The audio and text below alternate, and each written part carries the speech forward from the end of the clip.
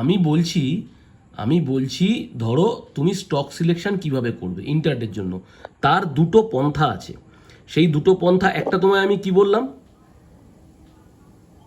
NSC তে market open হওয়ার পর এনএসসি তে ওয়েবসাইটে গিয়ে দেখতে হবে কোন কোন স্টক 2% আপে আছে বা উপরে আছে, আর কোন কোন কোন স্টক 2% ডাউনে আছে। হ্যাঁ, এইবার যখন তুমি ওটা দেখে নিলে তখন ওই স্টকগুলোর ওপর আমি তোমায় যা শিখিয়েছি, আমি তোমায় যে এক্সট্রা অর্ডিনারি স্ট্র্যাটেজিগুলো শিখিয়েছি সেইগুলো দিয়ে রিসার্চ করে তোমার যেটা মনে হবে তুমি সেটা করবে। এটা গেল একটা পন্থা।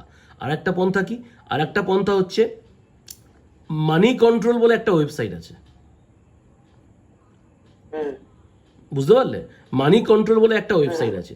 ওই মানি কন্ট্রোল, তোমার হাতটা সরাও, আমি মুখটা দিয়ে তোমার মানে আলোটা দিয়ে, হ্যাঁ। তো এবার মানি কন্ট্রোল বলে একটা ওয়েবসাইট আছে। সেই মানি কন্ট্রোল ওয়েবসাইটে গিয়ে তুমি নিউজ পাবে। নিউজে যদি ক্লিক করো, ওখানে বিভিন্ন স্টকের নিউজ পাবে, মার্কেট খোলার আগেই 15 মিনিট আগে তুমি পেয়ে যাবে। সেই নিউজ বেস স্টকগুলোকেও তুমি সিলেক্ট করতে পারো ইন্টারডের জন্য। বোঝা গেল?